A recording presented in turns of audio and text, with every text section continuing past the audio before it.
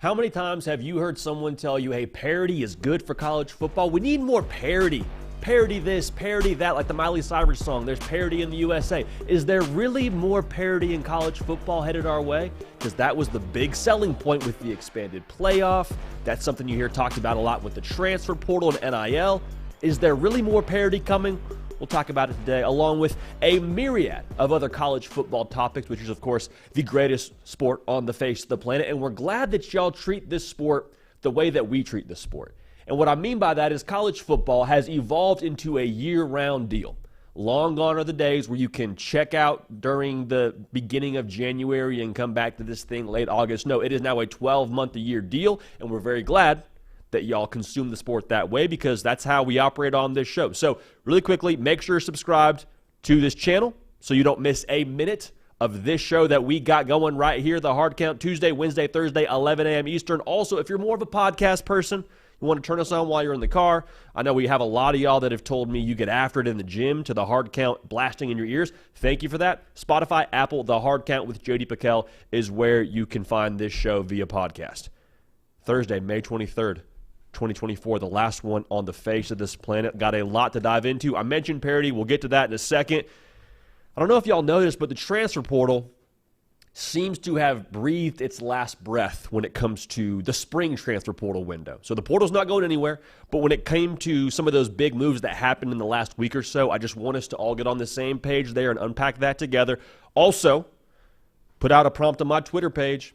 As I mentioned, we did earlier in the week, and y'all responded in elite fashion, as you always do. What are the great unknowns in college football? We got takes from y'all when it comes to what Michigan's going to do at the quarterback position. We got questions around Colorado and their ability to be a little bit more balanced offensively. That could change the game now. I'll say that right there. Also have some takes around contenders and what they have at the quarterback position. Those top 6 teams specifically is who we'll address. Going to talk about that. Also, a little bit later, I want us to talk about Nico Iamaleava in Tennessee and kind of examine their potential because Nico Iamaleava is going to be the leading talking point every single time we talk about the Vols. Now, with that being said, if you've kept up with any of the work from Jesse Simonton over at On3.com, he's been trying to tell the masses, and we're going to do our best to echo his sentiment right now, it's not just a Nico thing for Tennessee in 2024. It really isn't. And that's a good thing if you're a Tennessee fan. Glad to have you all a part of this. We do not take a second of this for granted. You got a lot on your plate. Some of y'all are at work right now. Some of y'all are getting into summer school, and if you are, we salute you. God bless you getting those credits.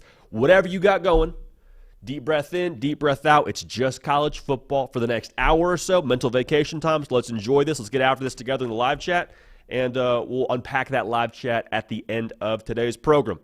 So let's get right to it. One thing we've heard a lot as we move into this new era of college football with conference realignment and the transfer portal and the NIL thing going on, we're going to get a lot more parity. That's the selling point a lot of people have been trying to tell us. Now, is that true? Is that something that's actually going to be a reality as we move into the next era of what this sport has to offer? I don't think it is. Because I think when they talk about having more parity, that provides the assumption that there wasn't already some parity to begin with. And from where I'm sitting, we just had Washington and TCU play for national championships the last 2 years. Now, TCU got absolutely drugged through the mud. Washington made it a game for a little bit in that second half. But at the end of the day, both those teams playing for a national championship, if that's not parity, I don't know what is. And oh, by the way, rewind the clock a little bit further, you had a G5 team in Cincinnati make the 4-team playoff. To go on top of that, we've never had the same 4 teams make the college football playoff. But the powers that be, big CFB, if you will, there's big pharma, there's also big CFB. They'll try and kind of put a curtain in front of your face and say, well, don't look at that. There's never, we need more parity when it comes to who's going to win the national championship. That's what we need. And I'm telling you now, get this new conference realignment thing going. We get an expanded playoff going. That's going to get you more national champions. Going to give you a little bit more diversity when it comes to who's hoisting that hardware. Y'all, I keep telling you, this is a lie. They think we're dumb. We're not. That's not true. They're all about their dollars, and we understand that. Everybody's got to make a buck. But when you look at how this thing is going to shape up with who could win a national championship going forward now, it doesn't cater to a greater amount of teams winning a national championship. Now, maybe you allow more teams into that dance. But let me ask you this. Is Washington playing for a national championship if you threw them in a 12-team field? Now, full transparency, I love Michael Penix Jr. I love Rome Odunze. My Atlanta Falcons just drafted Michael Penix Jr., and I was one of the few Atlanta Falcons fans that had no qualms with it. But the reality of it is, Washington, I do not believe, or TCU, I do not believe, is going on a 4-game run where they go and beat teams from the SEC, the Big Ten, and get all the way to a national championship. Now, it could have happened, and maybe Washington gives you a better chance to get that done than a TCU does, but you hear what I'm saying. Previously, if you're a Washington, you're a TCU, you're not one of those big brands in the SEC or the Big Ten from last season, you just had to run the gauntlet, go undefeated, and a 99% chance with that 1% chance going towards Florida State.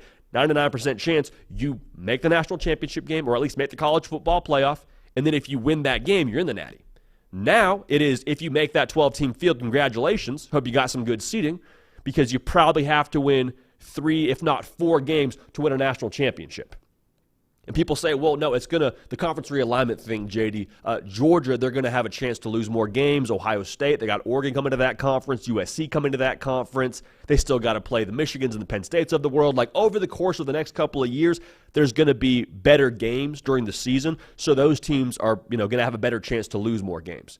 I don't think you're wrong. I'm not telling you that's incorrect. But again, we go to this expanded playoff format. 10-2, Georgia's getting in. Ohio State at 10-2, they're getting in. Texas at 10-2, they're getting in. So even if they drop a game during the regular season, guess what? If they don't play for the conference championship, or let's say they lose the conference championship for any one of those teams, they have 3 weeks rest. If they win the conference, they have 4 weeks rest to game plan, to get healthy. Those teams getting rest with those rosters and the talent disparity that there already is, that's not helpful for the other teams that you maybe would want to see win a national championship that don't have that same star power, that same recruiting prowess that those schools do. Now, here's the other thing you're going to hear a lot about. This relates to the portal. This relates to NIL. Well, JD, there's going to be more parity on the field because there's going to be more parity on the recruiting trail. And the transfer portal could very well cater to that. I'm not saying it can't. If you land a star quarterback, and that could totally change the complexion of your entire outlook for your season. Fair enough. Totally true. However, on a year in and year out basis, if you zoom out and look at this thing from like a graph perspective, on a line graph, like I don't think it's going to be this linear progression where it's like you just stockpiled all this talent because of NIL and because of the portal, and that took you from being a middle-of-the-pack Big 12 team to being a consistent national title contender. Now, Georgia, Ohio State, Texas, I'm naming those schools because I think we all agree those are pretty much the blue bloods. Those schools may still lose a 5-star here or there. Like, yes, they might get outbid when it comes to NIL. They might have a little bit of a difficult time landing every single 5-star they would have landed previously. But here's my point. Georgia, in, I believe it was 2018, had the #1 class in America at the high school level on signing day. #1 class. Again, this is all pre-NIL. Over the course of, the last couple of seasons, NIL has become a reality, so that should have affected Georgia, right? Well, from 2021 to 2024, Georgia is averaging a top 3 class. Georgia has had multiple #1 classes since the NIL era began.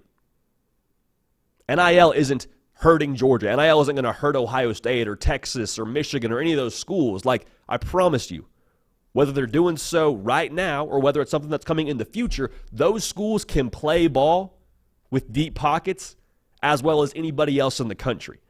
So will they land every single 5-star? Probably not. A 5-star may go to this lower level school or this other school that's not creme de la creme in your conference. But here's the deal, man. Those schools that were getting the 5 stars before, if they don't get all of them, they're still going to get more than the others. And so there might be a little bit more disparity when it comes to where those 5 stars end up at. There might be 6 5-stars landing at this top-tier school instead of 7 from the year before. I'm speaking hypothetically here. That's still the difference maker for me. And the reason why I think this is important to mention here, you can have a generational kind of player change a program, but more often than not, the way that we should look at recruiting together is from a macro level. Are they stacking top 3 classes? Are they stacking #1 classes? Are they stacking this elite talent year after year to build your roster foundationally to be able to be successful in the future? And then, oh, by the way, coaching is still a very real factor in winning football games today. And those schools that have been competitive at a high level for a long time, yes, recruiting is a major factor, but also Kirby Smart is one of the best coaches in college football. Ryan Day, say what you want about Michigan, has won 87% of his games.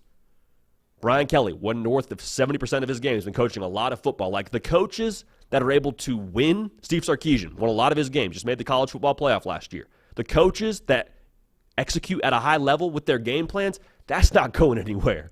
Like at the end of the day, you still got to line it up. You still got to see me on Saturday afternoon between those white lines and line it up and have that be the way that that thing goes. So more parity, is it coming? I don't believe so. In fact, I'd argue there's going to be less parity. Now, will you see more teams in the national championship picture? Of course. It's 12 teams. By nature of the arithmetic of the whole situation, there's going to be more teams in that conversation. But to say that we're going to have more parity in terms of who's going to win a national championship, they're lying to us. They're lying to us. Big CFB, they try and pull back the curtain on us, try and put the wool over our eyes. Dikembe Mutombo, not so fast. Not so fast. No, no, no. So I'm glad we got a line there on that together. Just felt like it was important for us. Felt like it was important for us to do that here on this Thursday. You know, another thing that's really important for us to do here on this Thursday is talk about the transfer portal, man. Transfer portal, we miss you already. You were good to us for that month-plus stretch. Let's kind of get aligned here on what's happened in the transfer portal in the last week or so because it's been moving and shaking. Not quite as much noise and action as it was when it was open because remember, the portal is now closed. People are still committing. But a big commitment that happened in the course of the last couple days, an edge previously from Tennessee and from Ole Miss and from Louisville, Tyler Barron, ended up at Miami. Now, if you have no idea why I named all those teams, Tyler Barron played for Tennessee a season ago, had 6 sacks, pretty productive player, starting kind of caliber player in the SEC, transfers during the winter cycle to Ole Miss. Ends up not being a fit, transfers to Louisville, jumps back in the portal during the spring cycle, and then gives his commitment to Miami. Hey, if you can make it all fit now, if you can make all those pieces mesh, like let's just look at what we have on paper right now for Miami. Simeon Barrow Jr., big get through the portal, big presence in the middle of your defense on the defensive line. Got him from Michigan State. Ruben Bain, freak show, absolute freak show kind of player for you on the defensive line. I think you could argue he was the best defensive player for Miami a season ago. And then you add Tyler Barron, a guy who's got real deal proven production in the SEC.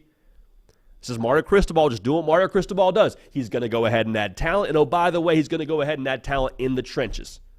So we'll see how it translates, see how it meshes. But that's a big-time get for Miami.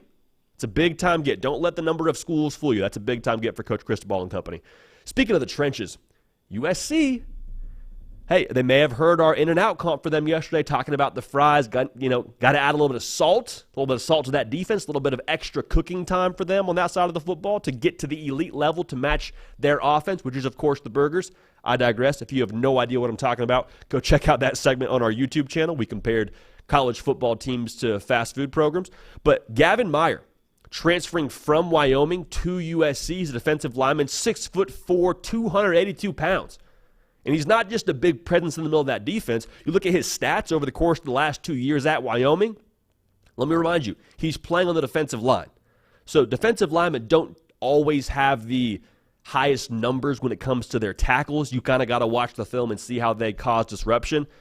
Gavin Meyer in 2022 had 40 tackles for Wyoming.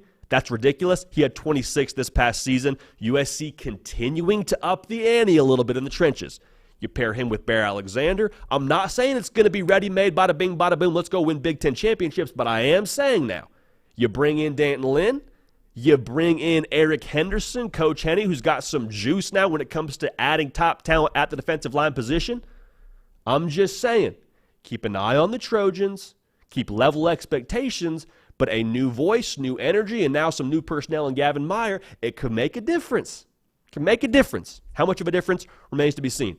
Speaking of difference makers, Elijah Badger, he was one for Arizona State during his time in Tempe, Arizona. He is transferring to Florida.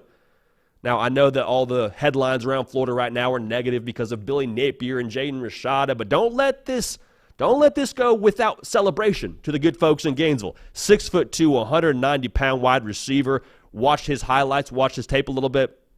This dude gets open. Like, he just finds a way to sit in that zone, find a window. That's going to be massive for Graham Mertz. Also, I love what this dude does after the catch. You see him always make one miss, get north and south, exactly what you want from a wide receiver. Really, really solid, quiet pickup for Billy Napier and company. This is now another weapon for Graham Mertz, because that was the talking point when this whole transfer portal cycle began, right? And they go and add Shamir DK from Wisconsin, who played spring ball with the Gators. He's a guy that played with Graham Mertz a lot at Wisconsin, a lot of chemistry there. You already have Eugene Wilson, so this is another weapon, Elijah Badger, now to take some pressure off of him. Don't look now, but Florida's got a top 20 portal class. I'm just saying.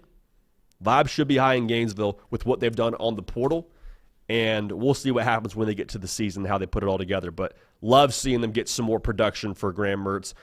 Badger had over 60 catches and over 700 yards each of the last 2 seasons out there at Arizona State. Now, Michigan's been going to work in the portal, all right? Now, Michigan, they went out and landed themselves just a whole stack full of defensive backs. Lost Keon Saab to Alabama. You lose Rod Moore for the foreseeable future, at least to injury. You hope he can get healthy and find a way to return sooner rather than later. He tore his ACL. Let me just list off these names for you. They landed cornerback Amir Hall from Albany. You say, Albany, that's an FCS school. Yes, one's where Jared Verse went, so there's some history there of guys translating to the FBS level and having some success. Also, he was an FCS All-American. Dude can play some football. Wesley Walker, who was previously at Louisville but played last season at Tennessee. LSU and USC were in the mix for him. Walker had 53 tackles last year. Translation, dude's a ball player. Other people wanted him to be a ball player for their school. Safety, Jaden Mangum from Michigan State. Honorable mention, all Big Ten kind of player. Had 4 interceptions last season. And then safety, Ricky Johnson from UNLV. And then just to top it all off, Amarion Walker, who was at Ole Miss previously and before that was at Michigan. He's back at Michigan. We'll see how they utilize him, but he could also be a guy who could factor in the secondary for you if you choose to do so. Michigan stacking up on DBs. You love to see that for Sharon Moore. You love to see them addressing needs for that program. Pair that with Will Johnson. Going to be a lot of competition in that room with the safety position. I'm excited to see it. But Michigan, they're making it very clear. They're willing to play ball and go after it in the portal and address their needs. So, transfer portal, man, that's probably our last portal segment for some time, assuming there's no massive news headed our way here in the near future. But transfer portal, we miss you. You never know what you got till it's gone, right? And that probably goes for some teams as guys would leave through the transfer portal. That goes for us on this show, celebrating the transfer portal, talking about the transfer portal. Pete Nakos now, I think, was about to get some sleep before the Jaden Rashada stuff broke. But regardless, portal, we love you. We miss you already. And have a feeling we'll see you again real soon based on how this whole college football thing is working right now. Got a take from one of y'all, or an unknown rather, because we put out the prompt on my Twitter page, and I asked y'all what are the great unknowns in the college football season that's fast approaching us. My guy M, just M. The M might stand for million. We appreciate the swagger there. He says the quarterback play by all of the top 6 teams are his great unknown. And I'll tell you what, man, he's on to something here. He's on to something. Now, we could do our top 6 teams when it comes to how we put together our post-spring rankings. I'm just going to go to FanDuel, so you can yell at FanDuel if you have an objection to these top 6 teams. Don't yell at us. The top 6 teams, according to FanDuel, for their odds to win the national championship are as follows. At number 1, you got Georgia. At number 2, you got Ohio State. At number 3, you got Texas. At number 4, you got Oregon. At number 5, you got Alabama. Now at 6, you got 2 teams tied, so we'll address both of those. LSU and Ole Miss are both tied. I think they're somewhere in the neighborhood of plus 1,500 odds to win the whole shebang. Now, the old cliche is a cliche for a reason because it's true. You go as the quarterback goes.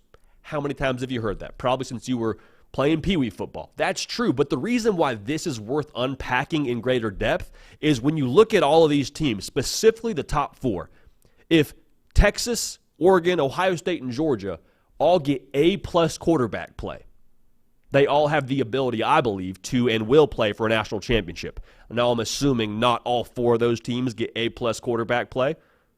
But if all 4 of them do, well, then it would go to the roster, it goes to game plan, it goes to how healthy you are. All of those things factor in. But you hear what I'm saying. This is the story for this year's national championship. Because of how stacked it is within that top 4, we'll get to top 6 in a minute here. Bama, LSU, and Ole Miss, we'll talk about them in a second here. That is the story. Make no mistake about it. If you get A-plus quarterback play from Will Howard, I think Ohio State has a very real chance to win, if not the favorite to win the national championship. Same thing with Georgia. Now, for 5, 6, and 7, I'll say 7 for the sake of this conversation. We'll talk about LSU and Ole Miss. It is extra crucial. It is non-negotiable. For them to win a national championship, they need to have A-plus quarterback play from their respective guys. Because you look at Georgia, you look at Ohio State, and you say, okay, well, if Carson Beck, if he gives you B-plus quarterback play, are we just discrediting the rest of Georgia's roster? Of course not. That would be stupid. Same thing with Ohio State. They're probably going to have the best defense in the country on paper to start the year. We're not discrediting them because of B- or A- kind of quarterback play from Will Howard.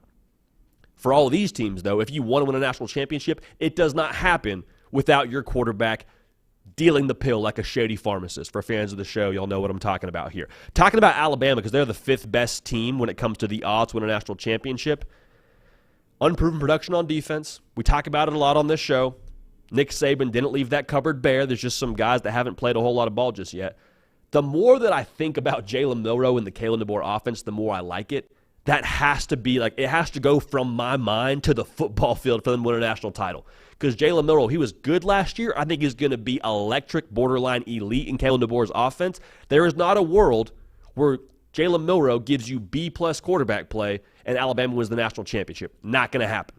To all my folks in Tuscaloosa, I apologize. That was the last thing you want to hear, but it's the reality. LSU at number 6, same deal. We still don't know what that defense is going to be. I think it is more than fair to be cautiously optimistic, keyword cautiously, because you add Blake Baker in to run the defense. But if Garrett Nussmeier doesn't go A-plus kind of quarterback play this upcoming season, LSU's not winning the SEC, and they're not winning the national championship. That goes without saying. The defense, I think, will take some strides, but I don't think they're going to jump from allowing 30 points a game to being top 20. Doesn't make sense to me. Ole Miss, same deal. I really think Jackson Dart's going to tear it up.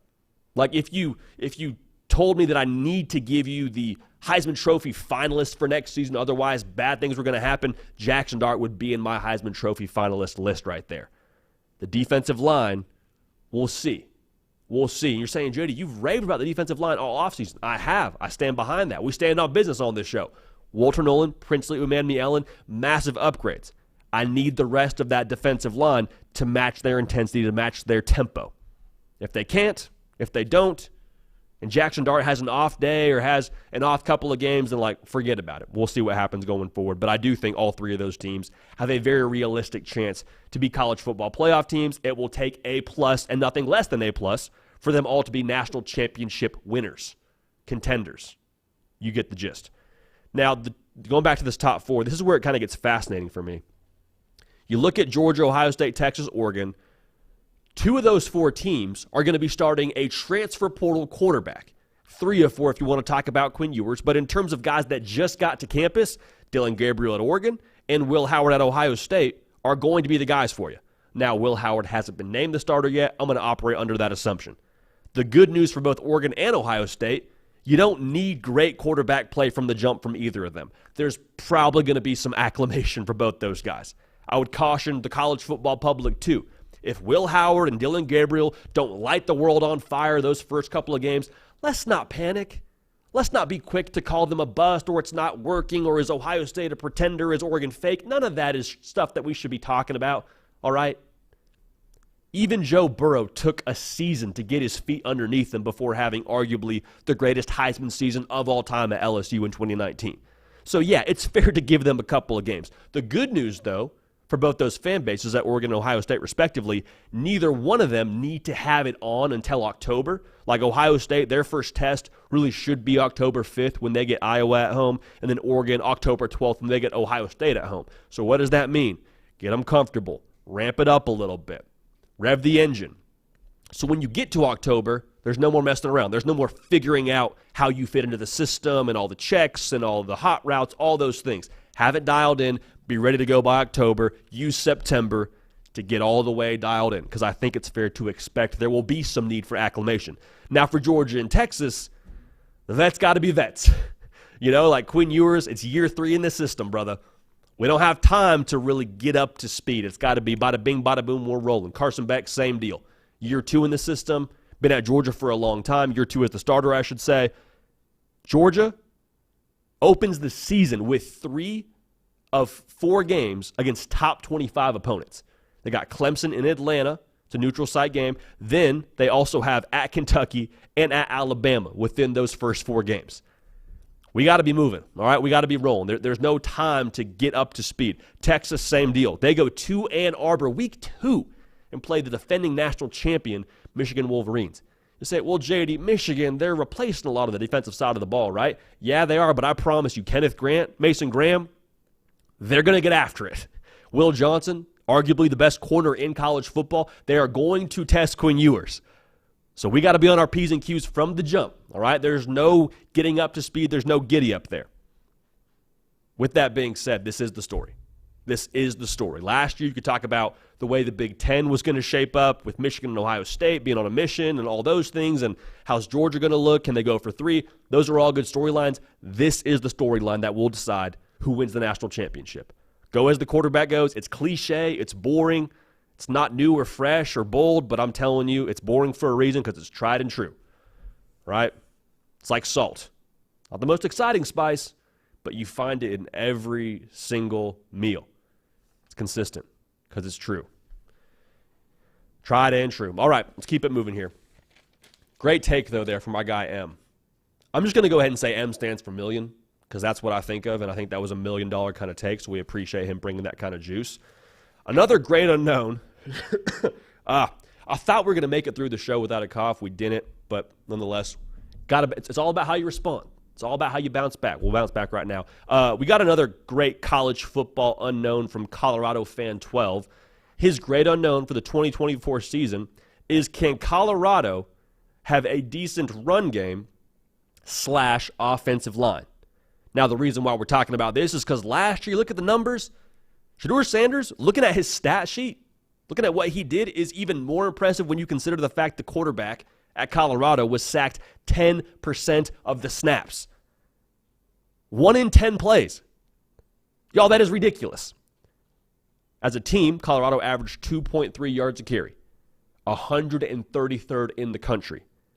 Listen, there's only 134 teams, okay? Like, that should tell you a lot about Colorado and what they were dealing with last year. So if they're able to just get decent, I love the phrase in here from our guy, Colorado Fan, decent run game / offensive line.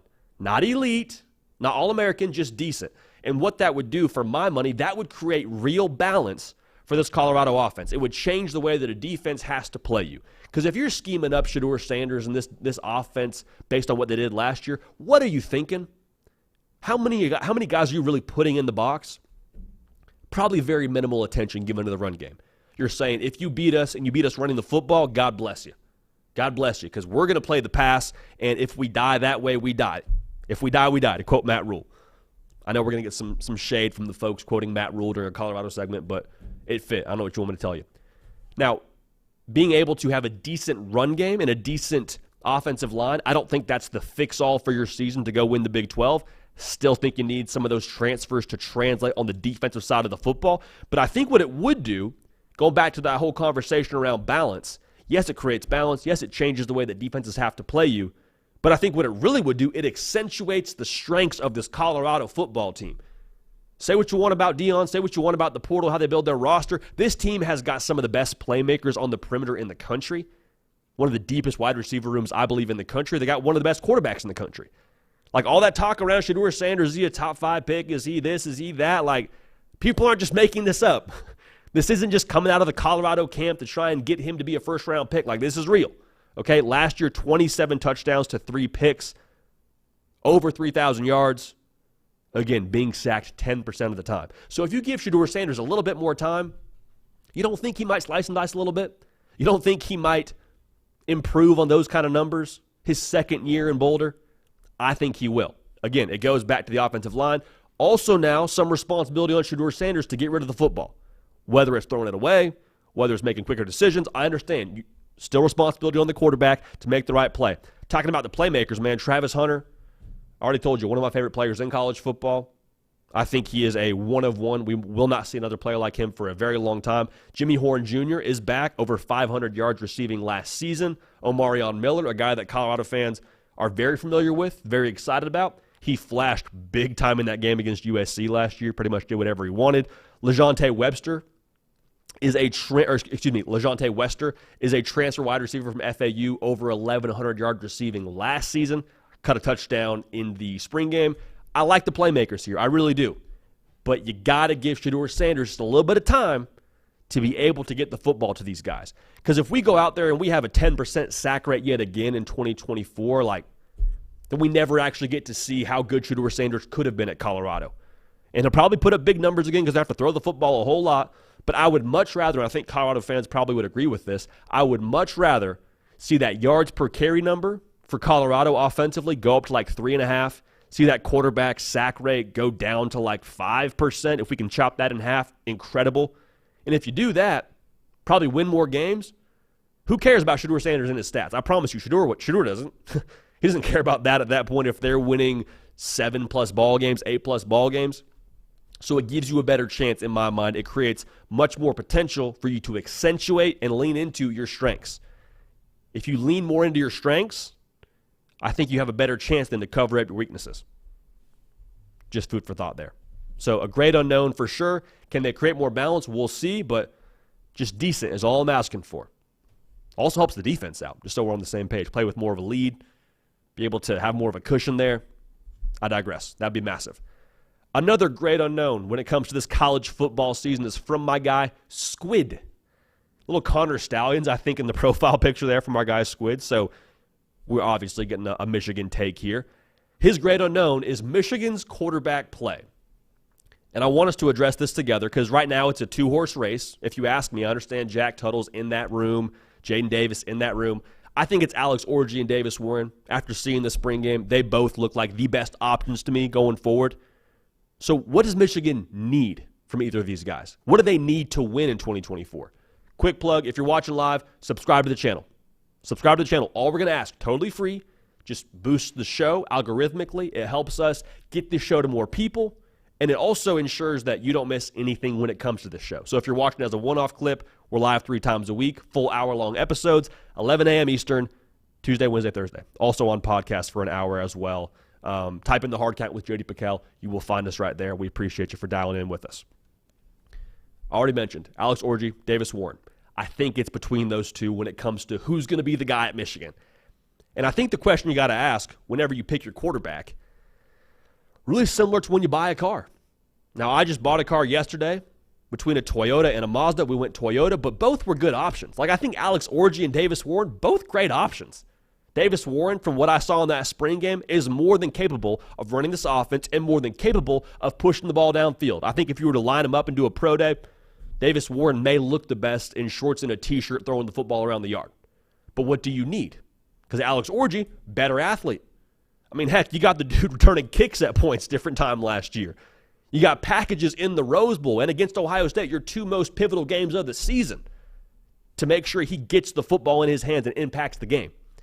So what do you need? Do you need a playmaker at quarterback? You need someone who can distribute the football to other people? What do you need?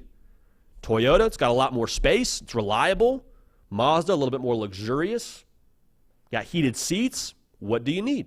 For me, I needed space. I needed dependability. What does Michigan need? I think the thing that I would talk about with Michigan is I think the roster in terms of what they need from the quarterback position, you just need to have a change-up pitch. You need to have a change-up pitch because I think the roster in itself is good enough to go compete for a Big Ten championship. I've said it on this show before. I think they're good enough to roll it out there and go win 9 ball games, regardless of who's playing quarterback. But for Michigan, the thing that I like about Alex Orji, I'll rephrase that, so I want to clip this off later. The thing that I like about Alex Orji is that he fits exactly who I believe Michigan wants to be identity-wise.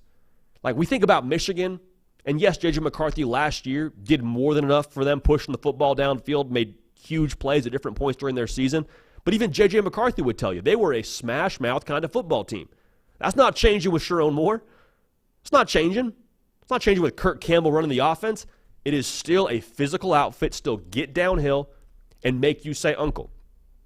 Now, I think Alex Orji adds to that. I think he is the change-up pitch to that.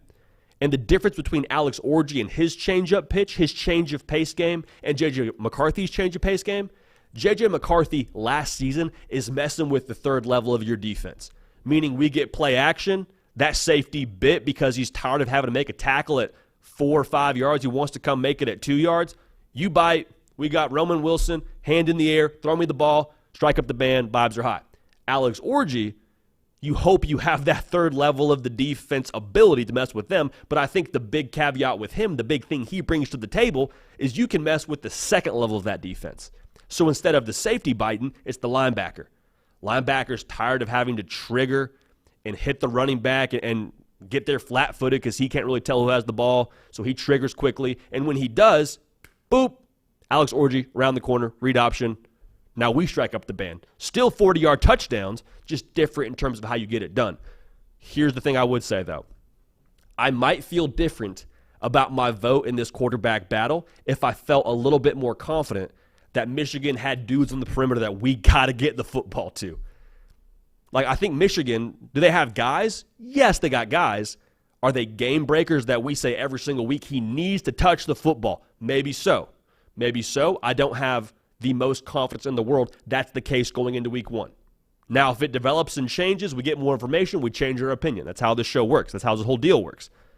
But with Alex Orji, I think he's good enough of a passer to get the football to those guys, but I think his upside as a runner is why he ends up being your starting quarterback in 2024. Again, it's all about the changeup. Can you keep the defense on their toes? Show them fastball, show them fastball, show them fastball. Donovan Edwards getting left, getting right, getting downhill. And then the changeup, Alex Orji around the corner. Changeup, Alex Orji play action, little seam throw to Colston Loveland. We'll watch how that develops. We reserve the right to change our opinion. That's how I feel about that quarterback competition right now. Davis Warren, though, it should be noted, could play a lot of places. This is nothing taking away from Davis Warren. It really is just a matter of what do you need? You need someone who can push the ball downfield, or do you need someone who can add some more playmaking ability? For me, the way this offense is built, the way this roster is built, the way that Michigan has their identity in the run game, I lean towards Alex Orji. But I don't think there's a wrong answer there. Michigan's good enough to win the Big Ten. I'll say, I think a lot of people look at those returning production numbers. They see Jim Harbaugh gone. They see all the guys they lost. They are good enough to run it back and win the Big Ten. We'll talk about Oregon. We talk about Ohio State, but they are good enough to win the Big Ten. I think we've said that now a few times, so we are officially on the record. Not a prediction. We'll give you those, but they're good enough. They got a good enough roster. So when we put out our prompt for your college football great unknowns, your college football takes, every single time, we check the messages, we check the mentions, and the Tennessee faithful are just rabid. Absolutely rabid. One of the most rabid fan bases on social media, and we love the heck out of you for it. But one thing that keeps popping up is the conversation around Nico, Tennessee, and it sounds something like Nico Iamaleava winning the Heisman. Nico Iamaleava leading Tennessee to the college football playoff. Nico to the national championship. All those things. And there's a lot of excitement around him for a reason. There should be. Want to know why? Because he's the number 1 recruit in the class of 2023. Not quarterback, recruit, player, overall, period. Charles Power, he don't miss. Director of scouting and ranks for us here. If he says Nico can spin it, he can spin it. So you have that, and then you go ahead and pair that with what he did in that bowl game last year against one of the best defenses in college football in Iowa. If you were trying to temper expectations, that bowl game did you no favors. But when we look at the future for Tennessee, and we look at the narrative around Tennessee, the narrative is get on Nico's back, he'll take you to the promised land. I understand the excitement, but what I would be careful to do is not put all the chips and not put all the pressure and expectation on number 8. I'm not saying he can't handle it, but I'm saying in college football, typically, if a team goes on and wins the conference or they go on and win the national championship, it is very, very rare for us to see a team just get jansported by one player. I mean, Cam Newton's probably the closest thing to that. Even he had Nick Fairley. Even he had other pieces around him to help him, but he's probably the most recent example of something similar to that. Joe Burrow, you think about him, he had two first-round wide receivers, and I think he had a first-round running back. Like, it takes a little bit more to support your quarterback to get to where you want to go. And I'm not saying Tennessee fans don't understand that, but something that Jesse Simonton, who's a national columnist for us here at On 3, you turn on your TV, he's probably on the Paul Feinbaum show, it feels like every other day. He's been pounding this alarm for a long time. We're going to do our best to try and add to that sentiment right now. The reason for excitement with Tennessee is Nico, of course, but I think you look at that defense, They feel real good about that defense in Knoxville. I'll tell you a story. We go out to Knoxville to watch spring practice. It's early. It's rainy. It's one of the last spring practices they have on the schedule. And we're out there on the field watching practice. I'm talking to somebody on staff. And I want to ask about Nico. I want to talk about Nico. How's he doing? How's he looking? And he would answer those kind of questions, but he would be very quick to say, we feel good about the defensive line. We feel good about the defense. Hey, they're making strides on that side of the ball. James Pierce, he might be like a top 10 pick this time next year. He was the number 1 player for us here at On3 in the top 100 going into next season. That's not as a recruit, though we were very high on him as a recruit. I think higher than anybody else in the industry on James Pierce as a recruit. I'm talking about as a player based on his college resume. Number 1 in the country. That means something. Tim Banks, since 2022, this team has made massive strides on that side of the football. Last year, they were number 2 in yards per play in the SEC. Think about that stat for a second. Think about 2022 and how you felt as a Tennessee fan. You're like, man, if we could have something on defense, we could have something on the back end, we might have a chance. So you got to replace a lot in the secondary this upcoming season, but there's a lot of pieces outside of that defensively to be really fired up. And that's kind of what I want to hone in on here. This upcoming season for Tennessee, there's high expectations, but this is not going to be a 2022 rerun in terms of how this team is built. Yes, you got a talented quarterback, but you look at who they have on defense. I just mentioned that's drastically different. On top of that, look at who they have in terms of the playmakers. Like, is there Jalen Hyatt walking through that door as a Blitnikoff Award kind of receiver? No. But I think similar to what I guess Brad Pitt said in Moneyball, you can't recreate him, but you can in the aggregate. Look at who they have to help aggregate a Jalen Hyatt this upcoming season at Tennessee. Squirrel White, who I think has been tracked on the catapult of like 22-plus miles per hour during his time in Knoxville. That's speeding in a lot of school zones. So shout out Squirrel White. Brew McCoy, getting back healthy. He's a presence for you. Chris Brazzell, transfer from Tulane. Saw him during spring practice. Catch radius. He's a dude for you. Dante Thornton, another you're comfortable, another you're more healthy. So I'm looking at all these pieces, and I probably even missed somebody there as I'm talking about these wide receivers. There's a lot of guys here that, in my opinion, are what we call matchup winners. Meaning when you give me one-on-one coverage, I'm betting on my guy more often than I'm betting on your guy. And in Josh Heupel's offense, with how they space it out and how much they spread out the defense and how quickly they go, you get a lot of those one-on-one matchups. There's a lot of islands that they're going to put these defenders on. So when that happens, you just need a quarterback to get you the football. And Joe Milton got a bad rap, and this is something we have also been preaching for a while on this show. Bad rap, sure. I don't think he got quite as much help as Nico's going to get this upcoming season at the wide receiver position. It was Squirrel White and who else last year for Tennessee? Many more options, many more answers that are going to help, I think, provide a lot more offensive production and a lot more support for Nico Iamaleava. Now, the offensive line, is it a concern in Knoxville? Yeah, but I think Josh Heupel and his system, they go so fast and they run so many zone schemes to where you're not asking that offensive line to just be war daddies every single play. Like, I don't need IHOP level kind of pancakes every single play from Tennessee's offensive line. I need you to get on your man, hold your block for 1 to 2 Mississippis, balls out, guys past you, we're good to go. Now, to be fair, the excitement around Nico is warranted. Like, physically, I was trying to think about how to say this, but I think Nico is physically the best piece of clay that Josh Heupel has had since getting to Tennessee. And that's not throwing shade at Hendon Hooker because he's the best quarterback he's had at Tennessee. It's pretty obvious. Joe Milton, tons of physical giftings, but I think Nico with his size at 6'6", right around 210 pounds, his live arm, and the big thing for me here, his mobility. Hendon Hooker was extremely successful in that 2022 season because of how he was able to ad-lib, get out of pressure, create something with his legs in the red zone. Like, you didn't have that as much last year with Joe Milton. You have it with Nico, and you saw it in the bowl game. So all the excitement around Nico is warranted. We talked to Josh Heupel multiple times now, and he was pretty transparent. He's like, yeah, he's as good a guy, as talented a guy as I've ever coached. He was saying that when he was a freshman last year. So we'll see how this whole thing comes together. The Nico excitement, totally warranted. It should be warranted. It should be allowed. But the excitement around Tennessee, I think, should stretch past the quarterback position. A lot of pieces that weren't there in 2022, I think are there in 2024. If you gave that 2022 team a healthy Hendon Hooker, which is the massive variable, gave him a defense, gave him a 12-team playoff. I don't know who wants to see them in that 12-team dance. And if it's anything at all offensively like that unit was in 2022, I don't think anybody will want to see this team in a 12-team playoff either. Got to get there. First 4 games are crucial, setting the tone, getting Nico comfortable. But I don't think it's irresponsible to assume they can make some real noise if and when they arrive in that playoff field.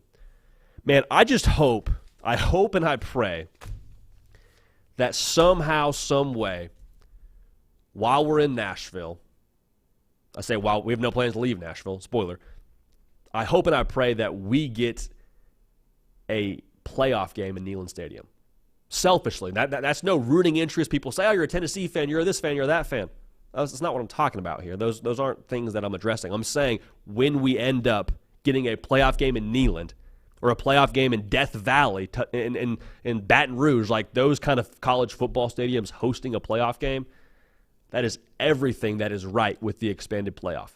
Not a lot of things right with it now, mind you, but that is one of the things that we would co-sign and co-sign again when it comes to what this new era of college football is going to be. All right, get in the live chat here. Get them into Nick Break, keeper of the queue, about to answer those in just a matter of moments. We didn't get the live chat yesterday. We're going to do it today. We're going to make sure we do it right. Before we get to that, though, want to let y'all know the hard count is brought to you by our friends and the good people doing the Lord's work over at Rowback. Now, Rowback, if you've watched any of this content for any length of time or you follow me on the socials, you probably tuned in a time or two to the question and answer that I do on Friday during the season. Fridays are off days, chance for us to kind of get ready for the games. What I'll do, post it on my story. Hey, let's talk some ball. If you've watched those stories, I am always wearing a Rowback hoodie or a Rowback hat or a Rowback shirt, Rowback long sleeve. Reason for that is comfortable. Most comfortable clothing I own. I'm not just saying that. I'm saying that because I want y'all to be able to get dialed in with us on Rowback. And if you're not more of a hoodie person or you're like, JD, I need something nice to wear for game day, polos, my guy, polos. Breathable, moisture-wicking fabric, stretches just right, fits you just right, also durable. It's not this cardboard polo nonsense you see some of the frat boys wear. No, breathable, lasts you the whole game day, lasts you the entire of your barbecue, whatever you need it for. Rowback, consistent, durable, the way to roll. Also, just food for thought here, summer is here. Summer's more or less here. We'll say summer is here because spring ball's over. Bathing suits from Rowback, shorts from Rowback, hats from Rowback, block out the sun. It's the way to roll. Now, last thing I'll say, Rowback also, they're in the NIL game, baby. Leading the charge in the NIL game. Signed partnerships with guys like Kate Klubnik, Jalen Milroe. They're leading the charge there. So get dialed in with Rowback. Now, if you hear me say nothing else during this ad read, hear me right here. I'm going to save us all some money. Use code JD at checkout. Save yourself a smooth 20% off your first purchase. Code JD, no periods in between that, just J and D. 20% off your first purchase. Save you some money at rowback.com. That's again, RHOBACK.com. Little dog logo. They're taking care of y'all, taking care of us, taking care of the college football community as a whole, so we appreciate Rowback making it happen. All right. Let's get to it right now, baby. In the live chat, the man running the show, arguably the best-looking producer in the entire sports media space. Can't get him to crack a smile, but that's Nick Break. Just locked in over there, man. Locked in. How we doing, brother? Dude, you better not tell all of our other co-producers you said that. They're right behind you, too. I know. You think they heard? I don't know. They seem locked in. They sometimes watch. They seem locked. I mean, I'm just calling it how I see it. Hey, it's like the college football playoff committee. Someone might have different opinions in the room, but like I'm entitled to my vote. That's my vote. Hey, you're a good-looking dude, all right? I'll take that. Good-looking producer. That's one vote in the poll. That's one vote in the poll. There we go. So an interesting point that Craig made. I want to see if you know about this. Let me find it really quick. So Craig was talking about a tradition in college football that he likes. Sorry, JD. I'm just you're good. Trying to scroll. And I find love it. the tradition talk. I do too. Okay. Good. Okay, go ahead. I was going to ask you about WKU and their traditions, but I do want – if you found it, I do want to hear the red towel, that's the only thing. Kind of the first team to ever do the waving towel, actually. I like that. So take that in, Pittsburgh Steelers fans. On the shoulders of giants. Craig, where'd you go? No, it's all good. I mean, I'll get to that in a second. Let's talk favorite traditions, though. The wave from Iowa, where they wave at the hospital behind the stadium. Yeah, that's cool. special. That's pretty cool, dude. Cool. That's like one of the most pure traditions. So this is like less game traditions and more like an old thing that used to happen. But he was talking about he heard people in the Vol Navy at Tennessee for game days. He said, look it up if you're not familiar. It was basically this huge boat tailgate on the river. They beat traffic. They tailgated on the river before every game, right in front of Neyland Stadium. Dude, they hustle. Isn't that awesome? They hustle. When game day went there for Alabama a couple years ago, and like the whole world got to be more exposed to that for those that, because that was the game, right? Like that was, is Bama falling off? Where's Nick Saban at in the college football world? And Tennessee beat them. I think a lot of people were tuned into that game day. That was I think it was McAfee doing a backflip off the boat. Sailgating as a whole, I hope we get more of in college football. Baylor has it. Washington has it. Sounds like Tennessee has a version of that, though I'm not sure they're actually sailing on the river. So Tennessee fans, feel free to correct me if I'm wrong here. Yeah, let's see. Because Craig is a Nebraska fan too, so I'm wondering how Craig heard about that. That's pretty cool, though. Good stuff, though. A lot of good stuff. There's a lot more traditions we could go through here. We did a segment on it. We could do another segment on it, at some point. But traditions, man, it's a separator for college sports and college football. JD, Joshua wants to know, with the addition of Tyler Barron, does Miami have one of the best D-lines in college football? On paper, they're up there. I think you can make a case for them having one of the best in the ACC, if not the best in the ACC. Now, Florida State is pushing back hard as I'm saying these words out of my mouth. I think they're comparable. That's kind of the thing that I've been saying with Miami throughout the course of this offseason. Like, there probably was a period of time the last couple of seasons where it's like Miami is still getting their sea legs. We jumped the gun on Miami because Mario Cristobal was there and Tyler Van Dyke flashed a little bit. We jumped the gun. We'll see if we jump the gun again this year, but on paper, the roster right now makes me feel like there's nothing they're needing. Like they're within striking distance to accomplish all their goals. Win the ACC, make the college football playoff. All that is very much so attainable for Miami right now. I don't know if you could have said that this time a season ago. Don't know if you could have said that. I'll say this. People we talked to close to Miami, they didn't feel the same way they feel right now a season ago. Yeah. And everyone's like, oh, but it's always, always say this. I don't know, JD, if we said this the last couple of years, this amount of optimism. Yeah, I think that's a good way to say it. I think the volume on Miami is always going to be high because it's a massive fan base. And during the spring and in the offseason, it's like everyone's optimistic. Everyone's unbeaten. And so the hype kind of gets taken out of context where you're like, everyone's being so high on Nebraska or on Miami or on Oklahoma. It's like, well, no, everyone's just optimistic, whether you're a Western Kentucky fan or a Cornell fan or a Miami fan, and they just happen to have the loudest boom box at the party, and everyone gets to see that on social media. So, I'll say this too. I'm guilty of it. I jumped the gun on Miami. I think our first year on this job, Nick, I think I picked Miami to win the ACC. You did. Or at least make the ACC title game, and they made the didn't. title. You had Clemson beating them. They did neither of those. Good memory. Golly, good memory. I've got the graphics still. You're dialed in. Well, I was wrong on that. I would say confidence level-wise, I am a lot higher on Miami than I was at that point in time. Do we pick them to win the ACC? Stick around till August, but that team is much better than they were when we jumped the gun a couple years ago. So we own that miss. Hey, I say we, me. That's on me. It's on me, Nick. I didn't mean to creep you into that. I'm sorry. Yeah, you did, man. What the heck? Happen. Ask JD. This is cool. What is the most traditionally attractive head coaching job that has taken a big hit in the last 10 to 15 years? Wow. Traditionally attractive head coaching job that has taken a hit in the last 10 to 15 years. You know one that I think I want to be careful how I say this. I think Florida is fascinating right now, and I think the way that Billy Napier succeeds or fails this upcoming season will have a lot to do with how people view that job. I think it also depends on the record he has and if he gets fired for going like 7-5.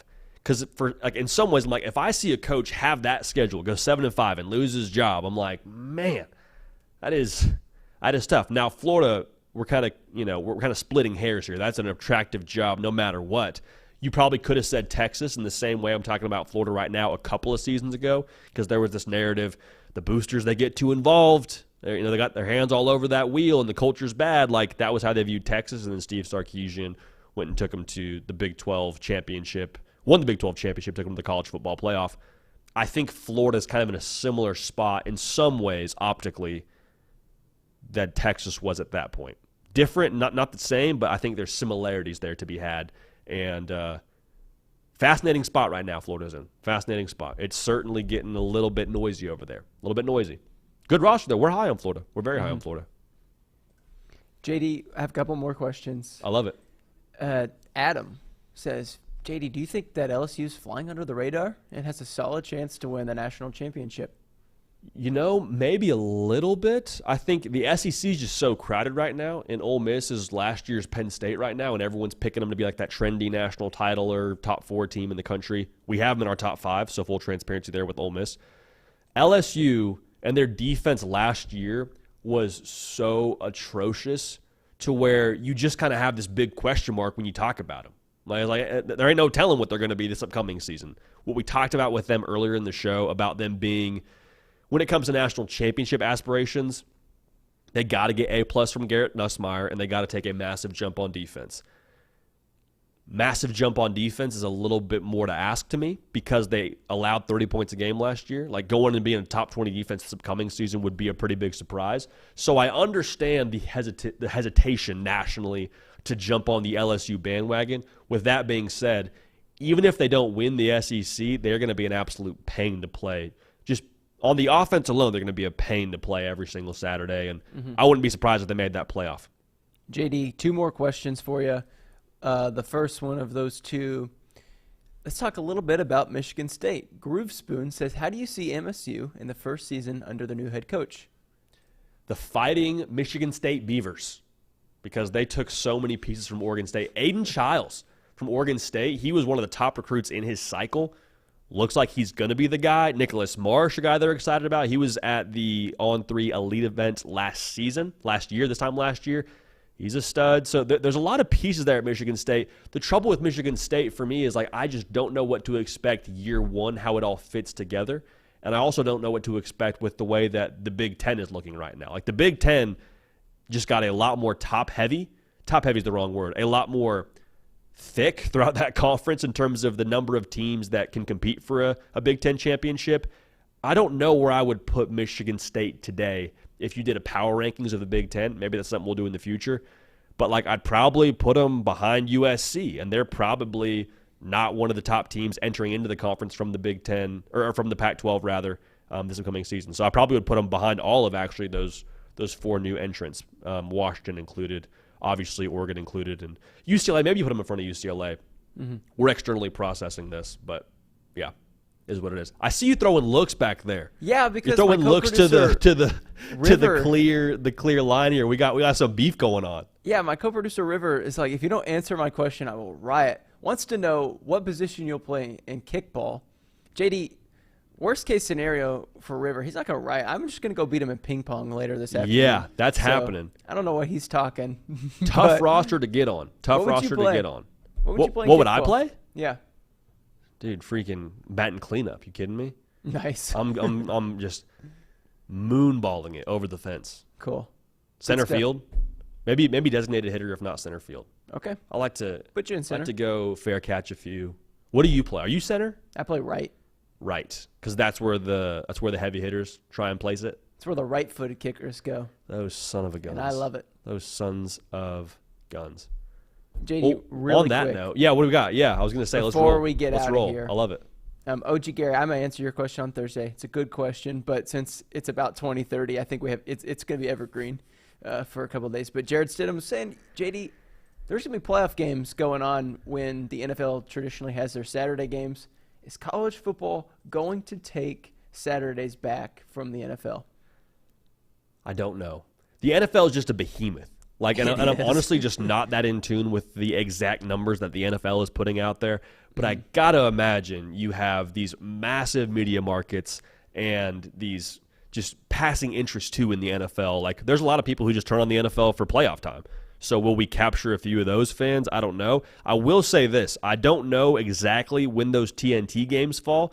Yeah. If we're the college football powers that be, throw a bag at Ernie Johnson and get him on a college football broadcast. Even if it's just like inside CFB, like how they do inside the NBA, I'd be all about that. So that would be my first move to try and give ourselves a little bit of help on Saturdays as a college football community against the NFL. But regardless, I mean, the winners in all this, Nick, is us.